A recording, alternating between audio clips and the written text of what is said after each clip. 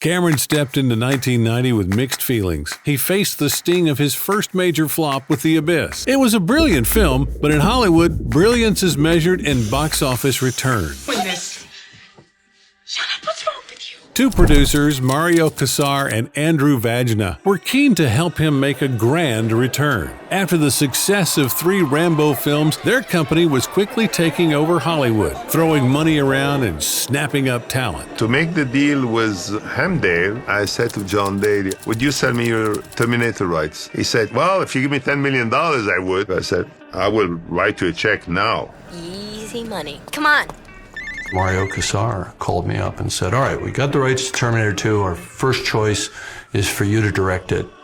And I said, I don't know. And they said, well, we'll pay you $6 million. I said, okay. That's pretty much how it went. Wanting a sequel that would rival the original, they approached Cameron with a record-breaking promise to invest over $100 million in the project. It's like going to a restaurant and you either order a great meal that costs you a lot of money, but it's worth eating it, or you go to have a hamburger for $2. I mean, it's your choice. The catch? He had to finish the film by early July 1991 to hit the summer blockbuster season. Cameron jumped at the opportunity, especially since he already had a dusty idea for the sequel in his archives. In the original script for the Terminator, the T-800 was supposed to be killed midway through, with a liquid metal Terminator sent back in time afterwards. Cameron had initially shelved this expensive idea, thinking no one would fund such a costly venture from a newcomer. But now, with an almost unlimited budget and groundbreaking CGI from ILM, Cameron reunited with his old friend Will Wisher. Jim called me up one day and he said, it's good news and some bad news. And I said, what's that? He says, well, the good news is we're going to make Terminator 2. And the bad news is we're already behind schedule. They dove into the sequel script, designing future challenges for ILM and Stan Winston's team. The more complex the scenes, the more Cameron's imagination soared. Well, what if you did this? Oh yeah, well, what if you did that? Yeah, we could.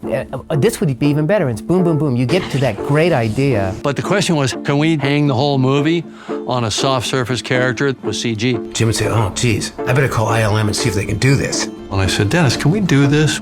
He said, yeah, we can do it. He had no idea how to do it. He showed the finished script to the producers on a flight to Cannes, where they planned to announce the sequel. There's only one flaw.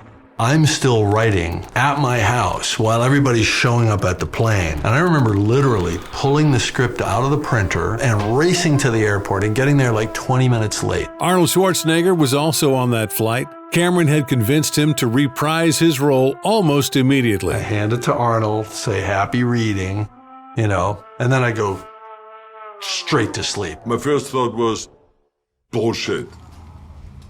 After his iconic turn as the ruthless machine, Arnold hadn't slowed down, solidifying his action hero status in Predator, The Running Man, and Total Recall, and commanding over $10 million for the sequel.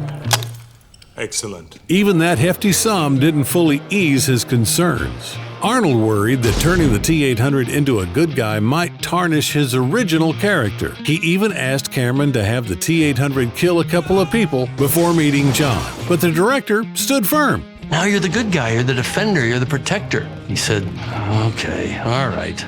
Can I shoot him in the leg? I said, yeah, let's just shoot him in the leg. How's that? He goes, oh, that's good.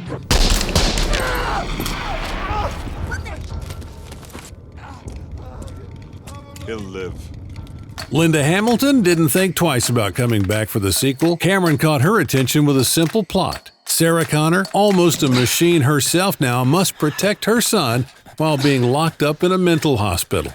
To prepare, Linda trained for 4 months with a retired Israeli commando. So I put her with a guy named Uzi Gal, now acting as a trainer. The idea is that we don't look at that as a movie. We look at this as a mission. You have to think like the character that you're going to be. Either it's your first nature or you're not going to do it. It's got to be your instinct. He was very experienced. He knew exactly how to train her, how to run and how to climb and how to do fighting scenes.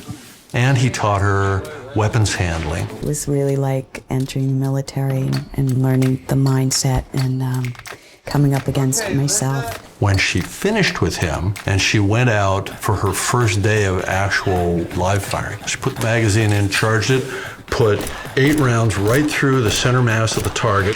Magazine! Very nice.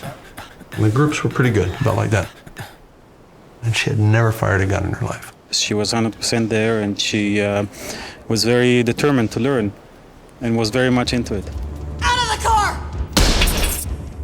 Right now!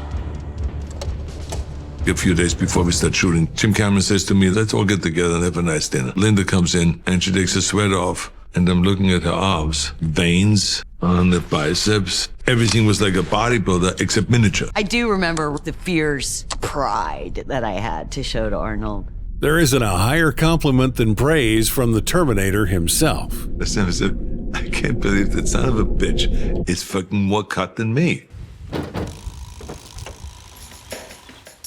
But it was Cameron who was most taken with Hamilton. Their romance blossomed during filming, though they denied it fiercely at first. They only came clean after the movie was released and Cameron had divorced Kathryn Bigelow. I bet. Casting John Connor was the toughest challenge. The search spanned the entire country with hundreds of boys auditioning. Edward Furlong, however, was found right on the street. Casting agent Mally Finn, then a rising talent scout, snapped his picture and brought him in for an audition. That single Polaroid secured Mally's place in every Cameron film thereafter. She literally just went out to find raw, untried talent. His auditions were very rocky.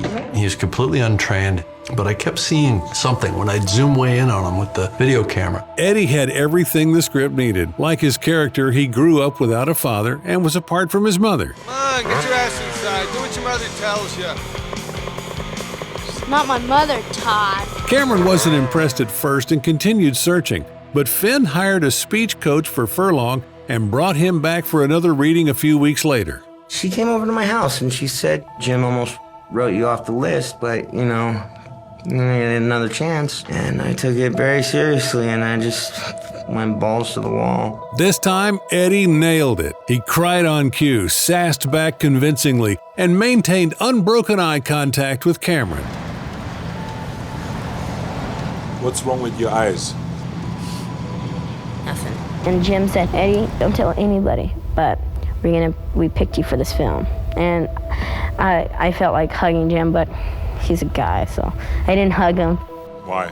What do you mean why? 'Cause you can't. Why? Because you just can't, okay? Trust me on this. Then there was the liquid Terminator. Heroes are measured against the villain. So how are you going to have something that's scarier, deadlier than Arnold as a T-800 Terminator? Well, I wanted to find someone who would be a good contrast to Arnold. If the 800 series is a kind of human Panzer tank, then the 1000 series had to be a Porsche. Initially, he didn't even know what the character would look like. Stan Winston, who worked on the effects, couldn't grasp how the villain could be just a liquid mass and urged Cameron to give the antagonist a solid form. That's when Cameron had a revelation. The Terminator should be a cop. Who could be more terrifying in early 90s Los Angeles than a police officer? This wasn't a joke, it was a sharp psychological insight. Cops embodied power and a lack of empathy. Cameron initially saw Billy Idol in this role. Early sketches depicted Idol in a police uniform. Cameron even reached out to Idol's agents, but a broken leg from an accident ruled him out. This misfortune paved the way for Robert Patrick, who landed the most iconic role of his career. If you think about it, if the way to be introduced to the world is as a Terminator, kicking the shit out of Arnold Schwarzenegger, tell me another role that's as cool as that. Before meeting Cameron, Patrick had played a few villains in Roger Corman's films and had a role as a terrorist in the sequel to Die Hard. Hey, asshole, what do I look like to you? A sitting duck. But it was the T-1000 that would forever change his life. With a few lines and a cold, emotionless stare, Patrick's portrayal sent chills down the spines of generations of fans of this future classic. The thing I like about Robert was he kind of looks like a cat. It's almost like it's about senses with him. You know, you feel that he's very in touch with the world and analyzing it and observing it. I invented the process right there. I showed them what the T-1000 would look like. There was a zen calm about him, and that calm made him scary. God damn, you all right? Robert created something pretty amazing. Thank you for your cooperation. Patrick really threw himself into preparing for his role. He even mastered the art of running while breathing only through his nose, aiming to look more robotic. Patrick became so adept at this technique that he once ruined a take. We had a shot where Eddie was on the motorcycle that was being pulled by the insert car. Jack Carpenter, the insert car driver. I said, no, he's not going to catch us. I said, he's going to catch us. First time we did the run, I caught the kid. How fast you running? I have no idea. I said, okay, we can't use that take. John Connor just died and the world just ended.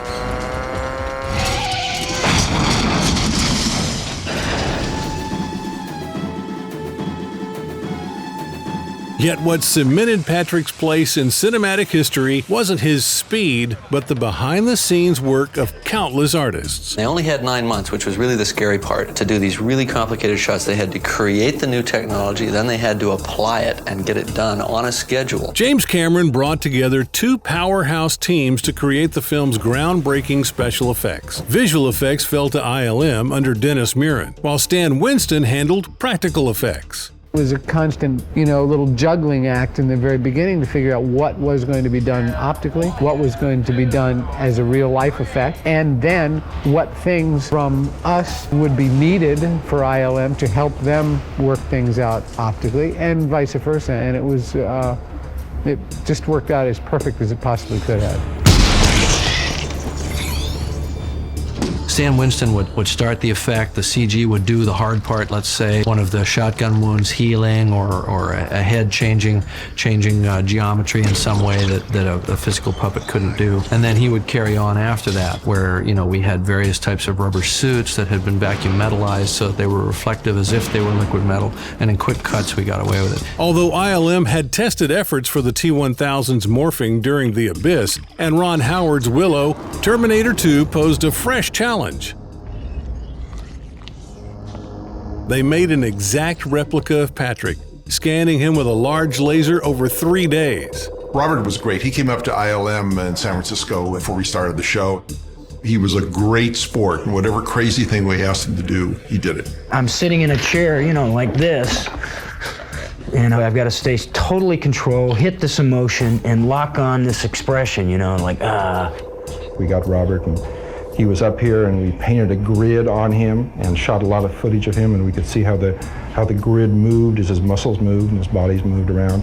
And we sort of decided to concentrate on the Robert Patrick form, because Robert is the T-1000. We decided we're going to study his body, we're going to find a way to capture his quality, and that was for us was going to be the key that drove our visual approach to the whole T-1000. They wanted to know, how did I think that I would come up out of the floor? So I remember them putting like a Mylar blanket over the top of me and coming up, almost like a flower, and just...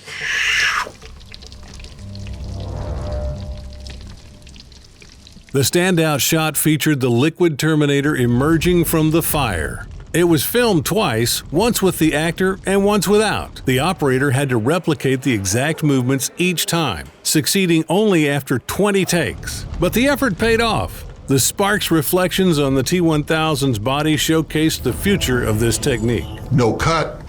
It's impossible. You've never seen it. For the scene where the T-1000 melts into the floor, they created a utility called Make Sticky, which allowed flat images to adhere to 3D models and deform accurately for reflection mapping. They also crafted the scene where the T-1000 slips through metal bars, overlaying the digital model onto Robert Patrick himself and switching seamlessly between the real and digital actor.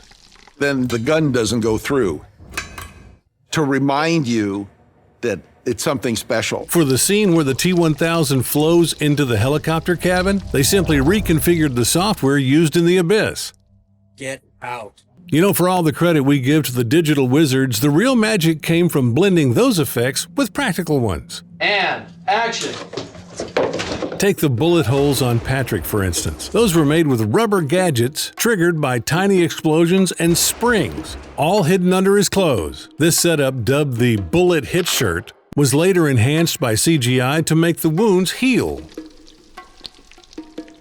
Then there were the T-1000's injuries. Winston's team created a bunch of creepy puppets for different stages of his damage. Remember the donut head, the splash head, and the bisected one? Those things probably gave anyone visiting the workshop nightmares.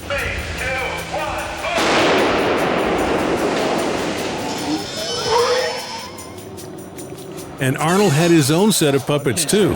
Okay, you don't get paid, so what? I make it for you, okay? Relax. The highlight being the bust used in the scene where they take out the processor. Do it. You probably know it, but there was no actual mirror in that scene. Linda Hamilton's twin sister stood in as Sarah's back, while the puppet doubled for Arnold. The actors practiced this bit for over 2 weeks to get the timing just right. And speaking of iconic scenes, there's the one where T-800 gets shot. To take all these shots, they created a life-sized puppet operated by 2 off-screen technicians. For this, consider the fact that it's going to be good shots. It'll only be on pistol. They also reused a trick from the first movie where Arnold peels the skin off his robotic hand, which was attached to his shoulder. In the initial shot, he cut his real arm with a hollow knife, complete with fake blood. And speaking about makeup, it played a big role too, especially for Arnold. For the last part of the film, he spent up to 5 hours in a makeup chair every day. I don't know how much longer I can take this. He doesn't complain? All right. But I need my foot massages. I'm too handsome. No camera can take all these good looks. So what they do in every movie basically is they put appliances on to kind of tone my looks down a little bit, so I match up to the rest of the actors in the movie. All right. Wow! 2.5, 3 hours and he's done. The next stage for the makeup, it's basically the same that Arnold had before, just more chrome, more appliances. He'll have his eye plugged up so he won't be able to see out of it. And it'll take probably an hour, hour and a half longer to put on. He's gonna love it. Holy shit. I need a vacation. But let's return to the T-1000, specifically the iconic Hasta la Vista shot. Winston created a detailed fiberglass model filled with metallic flakes and urethane foam shards. The first attempt to blow it up flopped due to smoke clouds ruining the shot. Cameron then placed 2 powerful fans above the model to clear the smoke. The second attempt? Perfect. Hasta la vista, baby. After this, the liquid metal reassembles. For these scenes, Cameron's old friends Robert and Dennis Skotak handled the close-ups. They first dissolved pieces of lightweight metal and then replaced them with mercury, merging it together. Due to mercury's toxicity, only Robert handled it, despite the final shot taking just a few takes. He ended up in the hospital with mercury poisoning. The need for having mercury doing something that it doesn't want to do were among the most frustrating things to have to shoot. The Skotak brothers also handled the miniature nuclear explosion. Their work impressed even federal nuclear weapons testing lab experts who called it the most realistic on-screen nuke, a title that Christopher Nolan would claim only 3 decades later.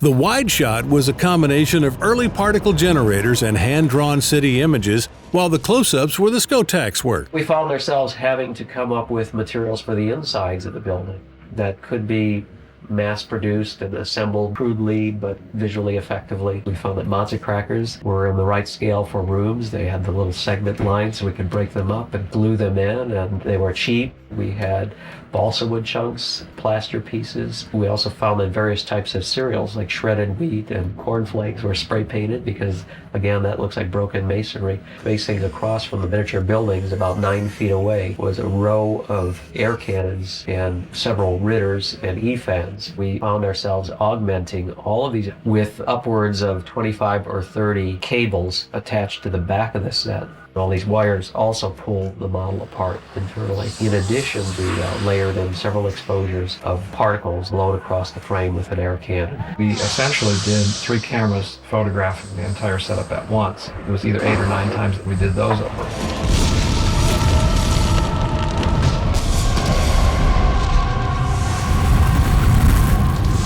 Winston's team crafted and burned dolls, using pneumatic guns to tear the skin off of Sarah. Stan admitted that even he felt creeped out during these shoots, which says something when coming from a man who created this, and this.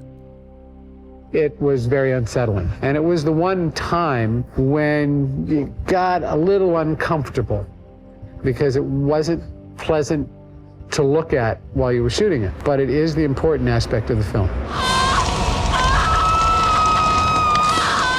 We've talked a lot about the pre-planned scenes, but even without those, the movie had its share of epic moments. Take the prologue, for example.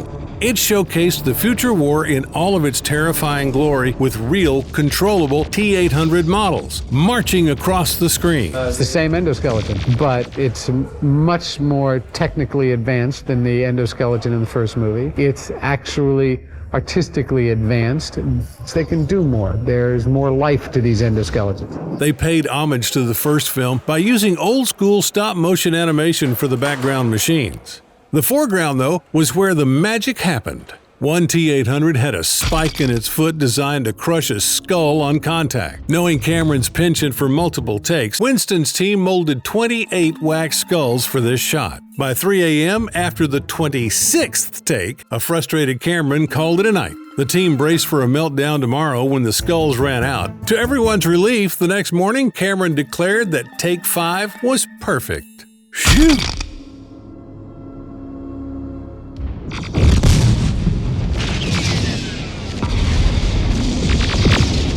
It looks pretty spectacular. Then there's the legendary arrival scene from the future. For this, they used 2 identical trailers. In the first part of the shot, they used a normal trailer. Then they stopped the camera, switched to a trailer with a section cut out, and dug a hole in the asphalt.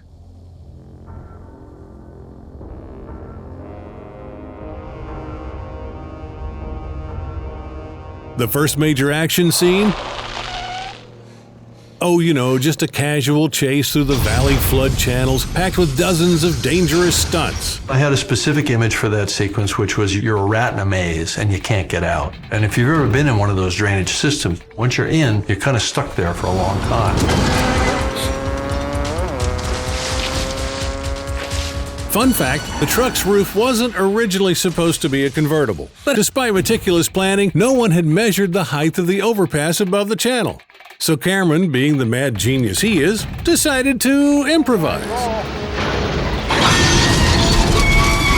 Another memorable moment, the shootout with police cars.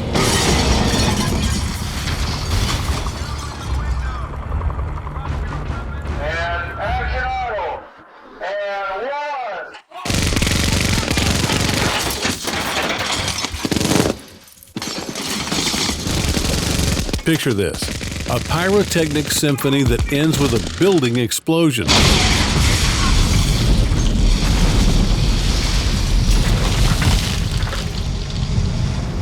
got a war zone down here. Surprisingly, this wasn't a miniature, but a real explosion, which left the structure mostly intact. The secret lay in directing hundreds of liters of gasoline and barrels of powder to detonate through the windows.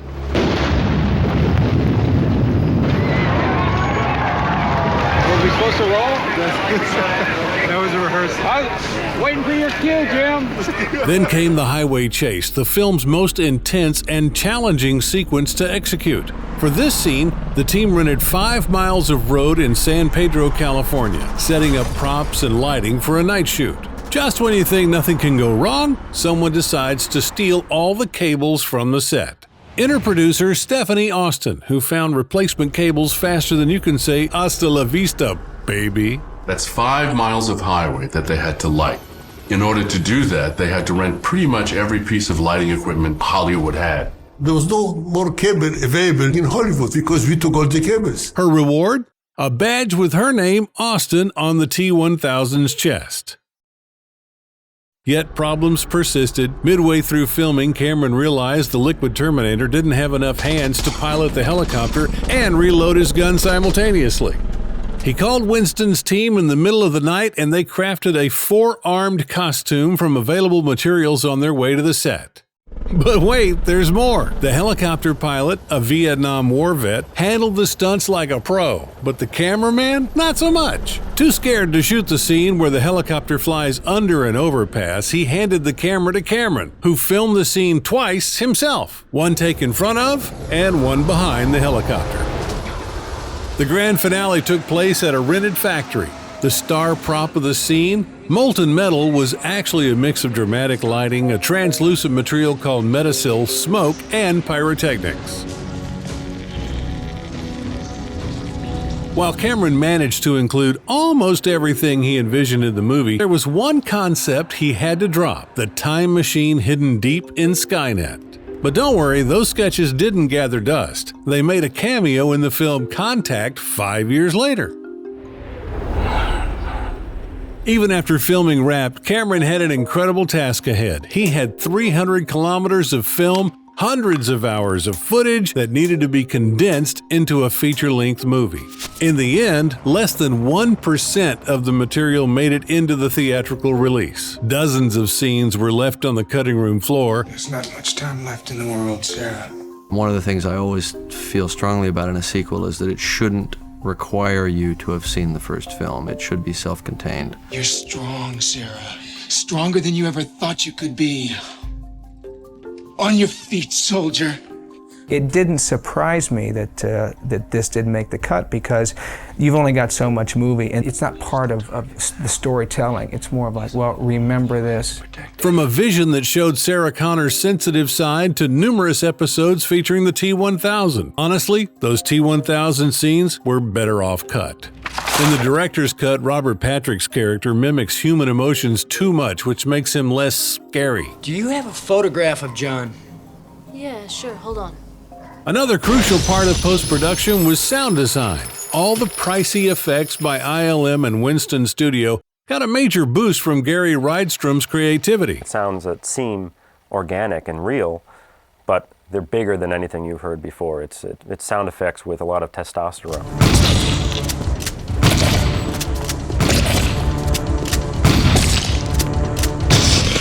Different layers are chosen for being exactly the right sound for that layer.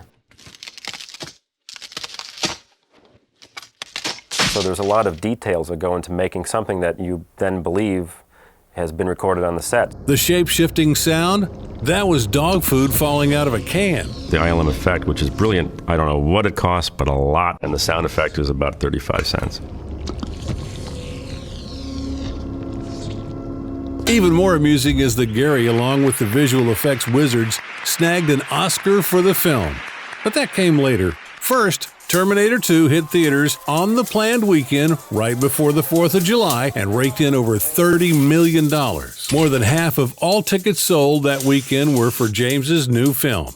Soon, T2 would gross over $500 million worldwide and make untold amounts from VHS sales and merchandise. Terminator 2 Judgment Day. Hasta la vista, baby.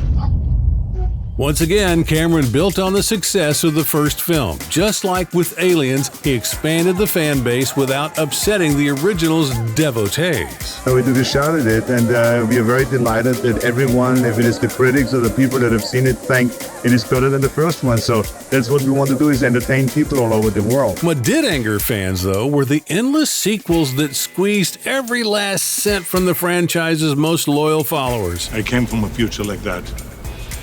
It failed. But let's go back to 1991, when a tired of epic ideas Cameron decided to take on a smaller project, something simpler and more personal. Of course, when it comes to James, even a personal project isn't complete without an airplane on the roof of a skyscraper.